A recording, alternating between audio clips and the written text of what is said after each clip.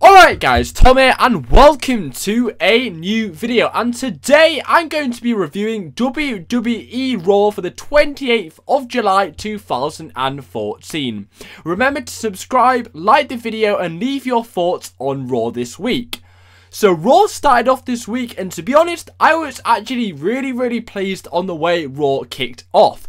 Now, usually we have the Authority coming out. Yes, in the last few weeks, the Authority haven't been starting Monday Night Raw. But to see John Cena starting Monday Night Raw, I wasn't too pleased that John Cena would be starting Monday Night Raw. As you may know, I'm not a huge John Cena fan, so for him to be starting my Monday Night Raw, I wasn't too pleased. But the main story of Raw this week was for John Cena to talk about how his opponent would be Brock Lesnar, and it was his first opportunity to reply to Brock Lesnar's challenge at SummerSlam. And to be honest, I thought John Cena's promo was actually really good. Usually John Cena no-sells anybody when he's cutting a promo. I remember a lot of the Bray Wyatt promos. He even did like a Photoshop promo where he put silly people's faces on Bray Wyatt's body and stuff.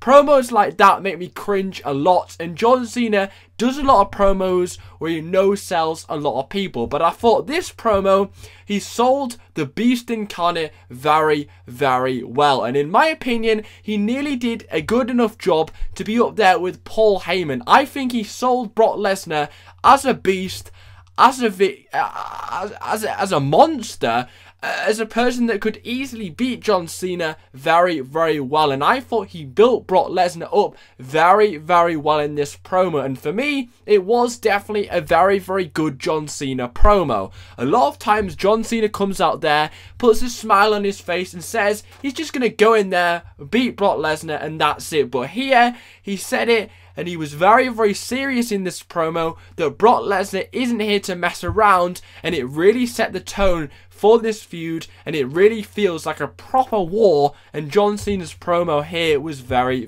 good.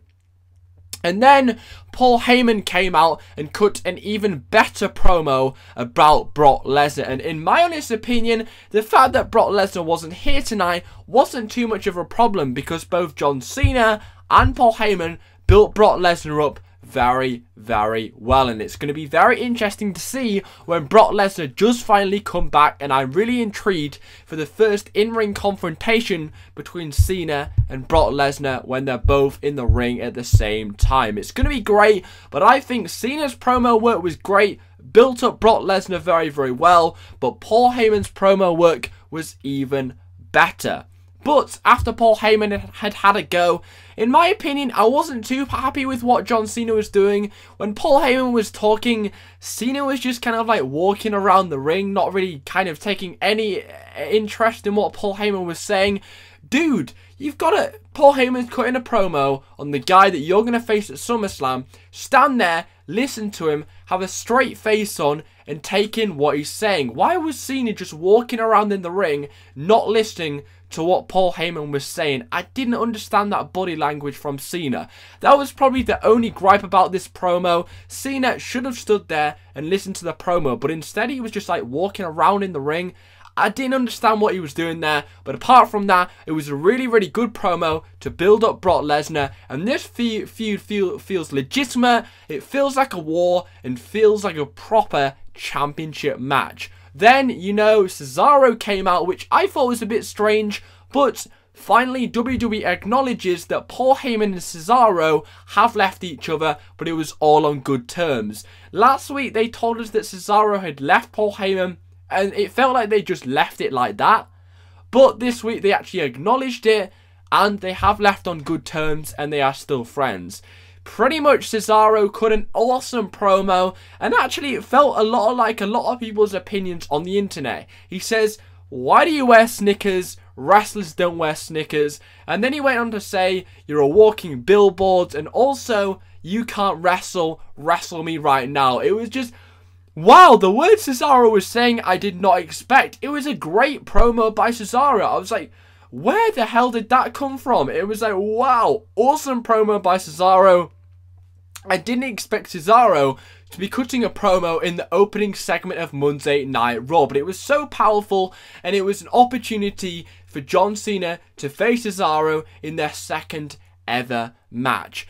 I honestly think that John Cena owed Cesaro a win here, because if you remember, when they were building for the Elimination Chamber earlier in the year, they had a great match together, and honestly, we all thought Cesaro was going to win that match. John Cena actually came out as the winner back in February, so I thought Cesaro was owed a win off John Cena. It didn't go that way. Obviously, Super Cena wins again. Yes, it's the same old shit. And I honestly thought that there might have been a small opportunity Cesaro was going to win here.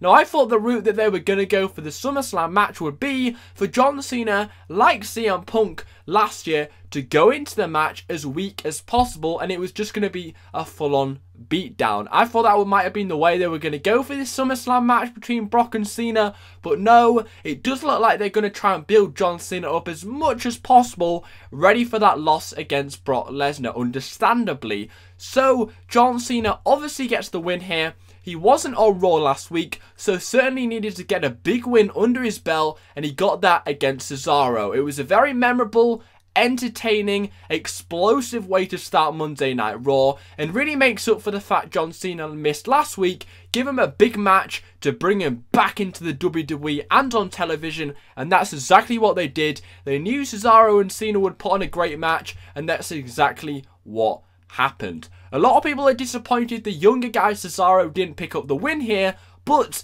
at the end of the day, it did take a super AA off the top rope to defeat Cesaro, which one did look epic, but obviously is a much stronger move than the typical AA to beat an opponent.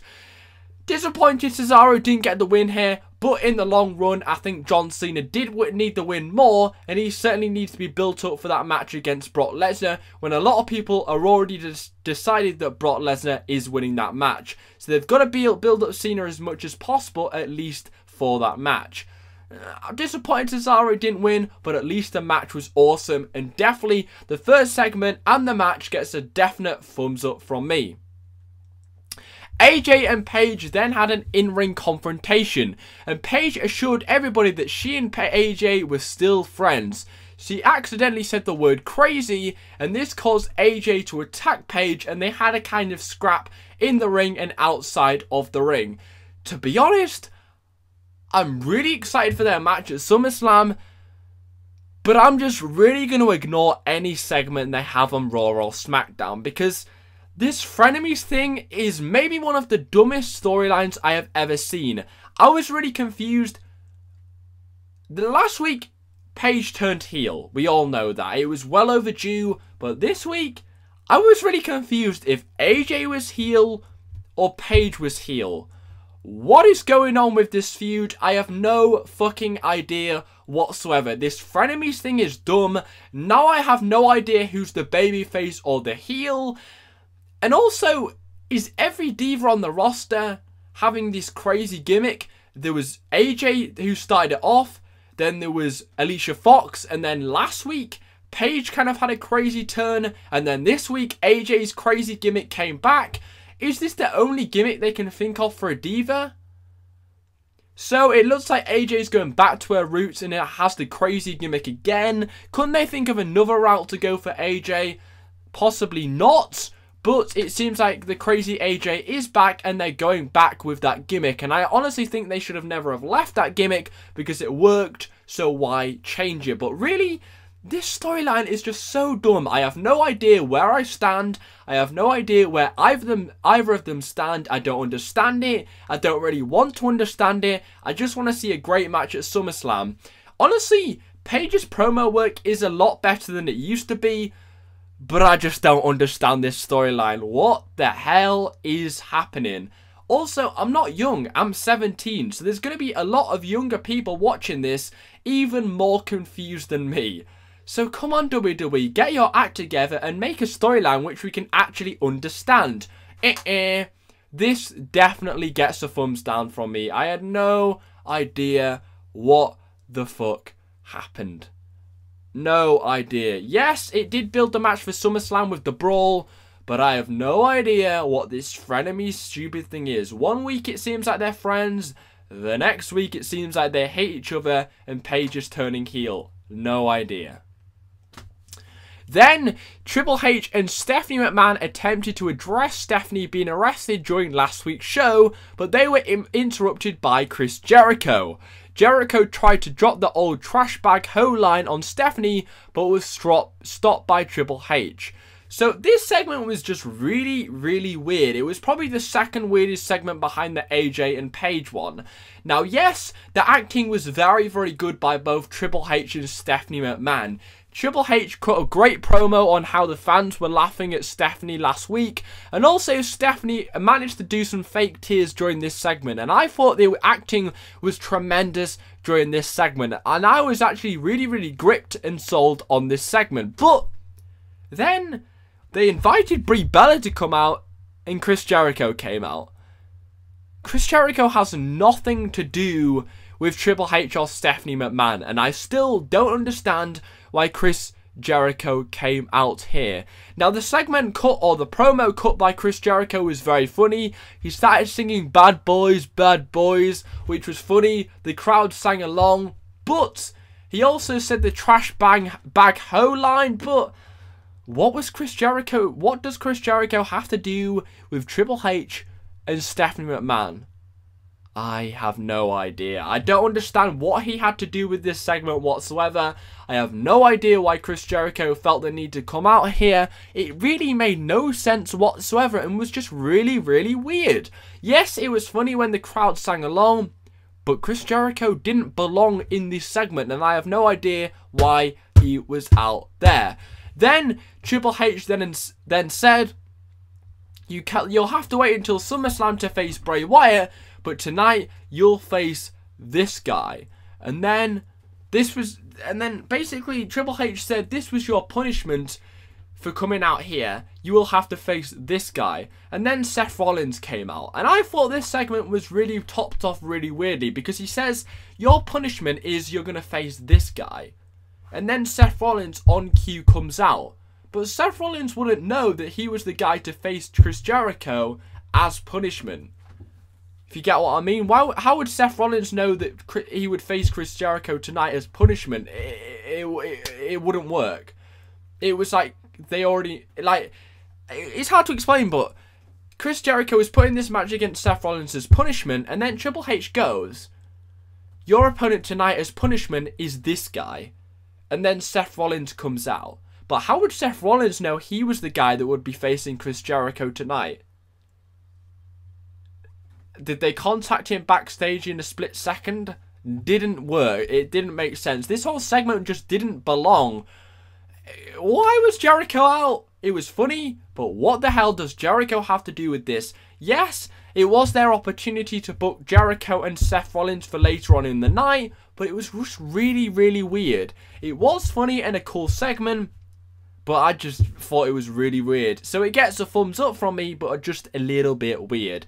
But we do finally get Chris Jericho versus Bray Wyatt made official for SummerSlam. Then the second match of the night was Dolph Ziggler and the Usos defeating Ryback and The Miz. And I'm really buying into this new Miz gimmick. I'm actually liking it a lot better by the weeks go. And what I even like better is Ziggler is picking win after win after win after win. Ziggler gets the win over Ryback here with the Zig match, which is incredible. We're heading towards the Ziggler versus Miz match at SummerSlam, which is bound to be epic. And finally, WWE are finally giving Ziggler loads and loads of wins. He's hit a slump for about a year. I think it was about this time last year when he started to hit that slump. But finally, Ziggler is on a roll at the moment and picking up wins after wins. Now, we know Ziggler's going to lose at SummerSlam, but at least he's picking up wins at the moment. Now, I really liked how they did the ending here, because Ziggler was distracted, and they all thought Ryback was going to hit the shell shock and win, but Ziggler got distracted. Ryback picked him up for the shell shock. Ziggler still got out of the way and still hit the zigzag. So Ziggler overcame the odds and still managed to hit the zigzag and pin Ryback. Put Ziggler over very, very well, and I like how they're giving Ziggler the wins. This match was actually a solid Raw match. I actually really, really enjoyed it, so I'll give it a thumbs up. possibly the weirdest match of the night was Bo Dallas got defeated. His streak is over, and the person that defeated the streak was RTruth. RTruth. Out of anybody who could have defeated the streak, RTruth. RTruth defeated the streak. RTruth defeated Bo Dallas. And if there was anybody that was going to defeat Bo Dallas, it wouldn't have been RTruth. RTruth is the most stalest character beside Del Rio they have in the WWE. I was just thinking when RTruth made his entrance tonight, this guy's had the same gimmick for like 2 years now. And he's really, nobody really cares about him, but they've still got the same gimmick for RTruth.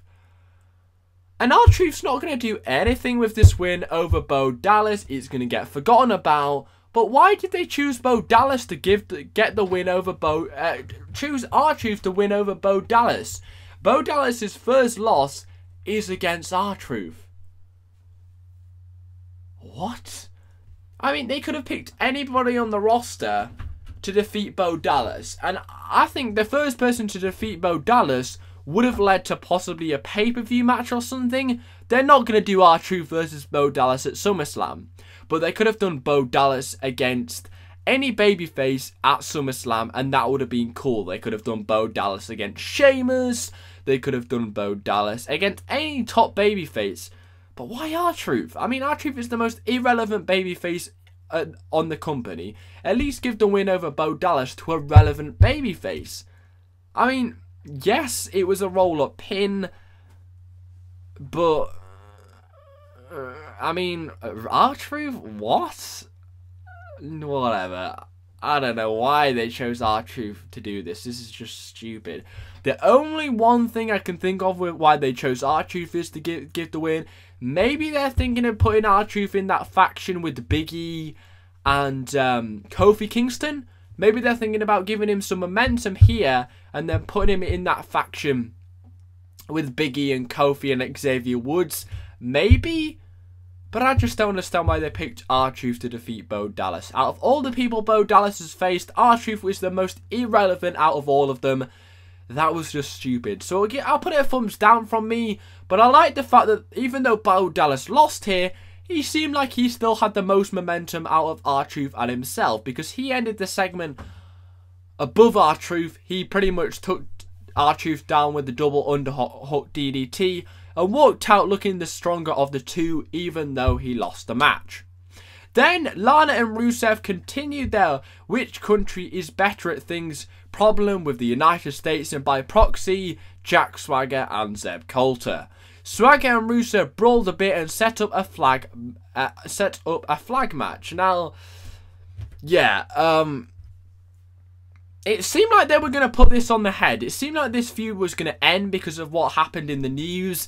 But finally, they're actually going to continue with Lana and Rusev against Jack Swagger and Zeb Colter. And I'm so happy about this. Jack Swagger, every promo and every segment he's on Raw, he's the most over... This was the most over segment on Raw this week. Yet again. 2 weeks ago, Swagger had the most over segment. This week, he had the most over segment. Swagger is so friggin' over. Now, I'm not American, so I can't appreciate these promos as much as maybe American fans can. But I can understand why fans are loving these segments. And they are so great. He is so over. They are working with the American crowd. Amazing promo yet again. You might say Colter says the same things over and over again. But people are still loving it. It's working with the crowd and it's getting over. It is over. Swagger is one of the most over baby faces at the moment. No issues whatsoever. And it ended with the brawl. Swagger standing tall. Rusev running out of the ring. Their SummerSlam match is going to be epic. I cannot wait. This promo definitely gets a thumbs up from me and carries on the build between Swagger and Rusev. So Damien Sandow came out as an astronaut to face Adam Rose. And I've said it again, Adam Rose, his character dies as soon as his entrance ends. That's pretty much why every single match Adam Rose has is a short match, because as soon as his entrance music ends, his character dies. He has nothing apart from his entrance in his character. He has a stupid catchphrase, "Don't be a lemon, be a rosebud." He has a cool entrance, but apart from that, his in-ring work is okay, but apart from that, there's nothing to it. There's nothing. There's no density to the character as soon as that entrance music stops. Hence why every match he has is really, really short. So, Adam Rose defeats Damien Sandow. Just fuck Damien Sandow right now. They've just ruined this guy. I mean, I can't waste any more of this review talking about a Damien Sandow. I do it every week, complaining about what the hell they're doing with Damien Sandow. He's had a few laughs out of me with these different people he dresses up as, but I think the novelty's kind of worn off now. It's not funny, it's just retarded. So I'm just going to give it a thumbs down. What the fuck are you doing with Damien Sandow? So before the night, Reigns and Orton's feud at SummerSlam really seemed like a huge disappointment, because I wanted to see Triple H against Roman Reigns. So I was really not looking forward to Reigns against Randy Orton at SummerSlam. But now, it's probably the #1 match I am looking forward to. In a little 5-minute segment, I am completely sold on this match, and I am not even kidding. So they had booked Roman Reigns against Kane for the 1,000th time on Monday Night Raw. Yes, we've seen Reigns and Kane go at it in a million different matches, so I was so glad when that didn't happen. So when Reigns was entering, Randy Orton attacked Roman Reigns and then goes the best segment of the night, hands down. Randy Orton completely obliterates Roman Reigns. This is the Randy Orton we love to hate. This hateful, vindictive, annihilating Randy Orton we love to hate. He completely annihilated Roman Reigns, throwing him into 2 steel steps, RKOing him, Roman Reigns, through the announce table twice. Once it didn't break, the second time it breaks. No malice. Amazing. Such a good fucking promo. Such a good fucking segment, sorry. And he was talking to Reigns the whole way through. You cost me a championship match and you'll pay for that. This segment was fucking awesome. From that split 5-minute segment, I am completely sold on the Reigns and Orton storyline.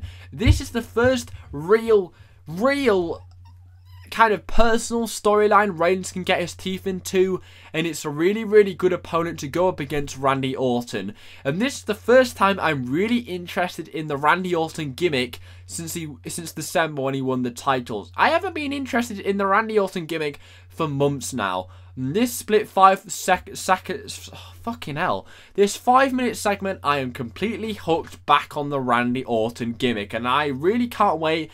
I hope they keep this Randy Orton gimmick up from what we saw tonight. I hope they carry on doing with this kind of aggressive, actions speak louder than words kind of attack before thinking kind of Randy Orton. I hope they keep with this Randy Orton, and I'm interested to see their match at SummerSlam now. Cannot wait. Gonna be awesome. I hope they keep with this Randy Orton gimmick, because I'm interested in this Randy Orton gimmick, and it's very interesting. Now, a lot of people were saying, well, that's boring, Roman Reigns. It's boring, Roman Reigns. He's Superman. That's just completely ruining his gimmick. How can he be Superman if he never gets beaten up?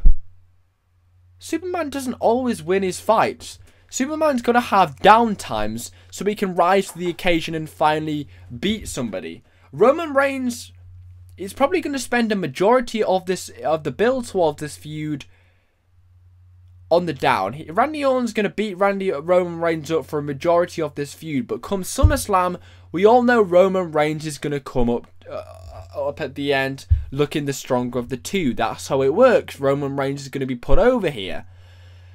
So a lot of people are saying, well, he's Superman. He's got beaten down by Randy Orton just like that. Roman Reigns has got to be keeping down so that he can rise back up again. That's the whole point of a Superman character. So wait to see at SummerSlam, Roman Reigns will come out on top. This segment was freaking awesome. Diego defeated Fandango. Do they still think we care about Layla and Summer Rae and the Fandango storyline? This stupid soap opera storyline? Do they really think we care about it at all? I didn't care about it after the first time it happened. I mean, this is like the third or fourth time they've done this where Layla and Summer Rae team up with Fandango's opponent. I don't care about it. Do they still... I mean, I can't understand it. I can't understand that they actually feel like people care about this storyline anymore. Retards, they are. Thumbs down. Naomi and Natalya defeated Cameron and Alicia Fox. I don't remember anything about this match at all. Solamaster on Twitter got his Divas match count out again, and it lasted about 2 minutes. These Divas matches are so pointless. Then, I mean, ugh. I mean, I don't understand why they even booked this on the show, because we've got AJ and Paige at SummerSlam. We've got Brie Bella against Stephanie at SummerSlam. So why are we even bother representing these talents on the show when they're not even going to be at the pay-per-view anyway? They could have just scrapped this Divas match. These Divas won't be showcased at the pay-per-view, so why bother even putting them on the Monday Night Raw? You could have just had a male superstars match instead of showcasing Divas which don't really matter to the WWE at this current time. Pointless match. And I tweeted out, Cameron looks like a schoolgirl porn star, and I got about 10 retweets. And also, Naomi's costume isn't any better either. I mean, they just look like complete whores. They just look like some kind of like, I don't even know, like porn star kind of brutal kind of porn star gimmick thing. Like, what are they wearing? They just don't look like, they don't look like female divas wrestlers. They just look like some kind of brutal porn star video thing. I mean, what are they wearing? Like, you next minute, I expect them to go into the ring and get some, like, chains and shit and start having sex. I mean, what even are they wearing? It's not even like a wrestler's costume. It's just some, like fancy porn star. I don't even know. I mean, come on. Who told them to wear what they are wearing? It really was not a good idea. I mean, it's not a wrestler's kind of costume. It's like a porn star costume. No, it just looks stupid. But anyway, way, this match shouldn't even have been on Raw. It doesn't do anything for anybody. Huge waste of time and a huge thumbs down. But what gets one of the best thumbs up of the night is the Jericho versus Rollins match. Yes, it ended in a no contest in a very predictable way, which is huge disappointment. Yes, we all knew this match was probably going to end with Bray Wyatt coming out and disrupting the match. But that's not much of a huge problem considering the Jericho versus Rollins match was so fucking good. Now, I did know that Cesaro was made to look gold in the Cena versus Cesaro match earlier in the night. I honestly think Rollins was made to look gold in this match as well. I honestly think that this match was a very good match and put over Rollins very well. And it was a very entertaining match. They worked very well. I mean, how many Rollins matches have we seen in the last 2 months which have been 5 out of 5? I mean, we had 2 RVD matches, a match against John Cena. I mean, I think Rollins had a match against, I'm not sure, but he's had amazing matches in the last 2 months against top stars. In every match, he proves that he's a main event talent. And once again, he proves how good he is in that ring against Chris Jericho. Amazing match. Deserves a 5 out of 5. One of the best matches of the year. Maybe. It was a good match. Maybe not that far, but it was a great match. This is awesome chant should have happened. It was a good match. Yes, it ended in a no contest. We all knew Bray Wyatt was going to come out. Wasn't too keen on the Bray Wyatt segment. It was pretty much a carbon copy of the segment. You remember when Chris Jericho came back after the night after Money in the Bank and the Wyatts attacked him? It was pretty much exactly the same segment. No different. No different. Bray Wyatt didn't even get on the mic. It was exactly the same as the segment they did the night after Money in the Bank when Jericho returned. Exactly the same. no different. Come on, guys. Can you not think of anything new for Bray Wyatt at the moment? His segments, his promos are getting slightly boring, and his segments are pretty much the same now. Slightly worried for this guy, but does build the match between Jericho and Bray Wyatt. But I want to see these guys get on the mic together. Last week on Raw we didn't get that. This week on Raw we didn't get that. When are we going to get these two guys in ring at the same time, promo to promo? We're going to get that ever? Please, WWE, I want to see that. I want to hear that. That's going to be great. But anyway, I'll give it a thumbs up because that match was awesome. And it does build Jericho versus the Wyatt family very, very well. Surprised we didn't see Ambrose tonight on Raw, actually. I guess it's a positive that Ambrose didn't disrupt this match because I think we've seen that too many times. But Ambrose wasn't even on Raw, which is a huge shock and a huge disappointment. Anyway, the last segment and one of the greatest Divas segments we have seen in a hell of a long time. Now, I said last week's Raw Divas segment between Stephanie and Brie was amazing. This was just about as amazing. Brie Grella agreed to drop the assault and battery charges against Stephanie McMahon if 1, she got her job back, and 2, got a match with Stephanie at SummerSlam. Stephanie reluctantly agreed, then slapped Brie, causing a pull apart brawl. This segment was fucking awesome. Oh my god. Brie Bella against Stephanie could be one of the best feuds in the Divas division in years. Years! When was the last time, in the comment section, when was the last time we had a Divas feud like this, which has been built so well, so much effort gone into it, so much promo work, so much time, so much thought, so much stakes. Like, there's a huge stake ahead. It's a huge match. WWE were very ballsy to end Raw this week with a Divas segment. But I liked it. How many times have we seen John Cena ending a Raw, getting his hand raised by the referee in the main event and that ending Raw? We've seen that. We've done that. It's boring. How many times have you seen the Authority standing tall over an opponent like a Daniel Bryan to end Raw? Seen that. It's boring. When was the last time we saw a Divas segment ending Monday Night Raw? Has it ever happened? I don't know. I can't remember. Don't think it has. Unique. That's what I liked about it. Unique. When was the last time we saw a Divas segment end Raw? When was the last time we saw a Divas segment get that good of a reception? Fucking ages. This was so unique. So memorable. And we've now got Stephanie versus Brie at SummerSlam. Win, win, win. Great segment. Loved it. And I loved it how Stephanie McMahon at the end said to Brie Bella at SummerSlam, "You're going to be my bitch." And I was like, oh, that was awesome. I mean, come on. This was great. I mean, wow. This was great. Come on. This was awesome.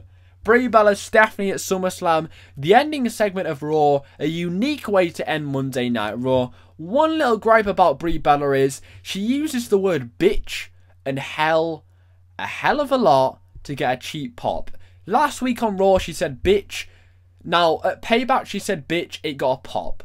Last week on Raw, she said bitch again. I was like, no, no, no, don't say bitch again because you've already said it. It already got a pop. It'll sound cheesy if you say it again.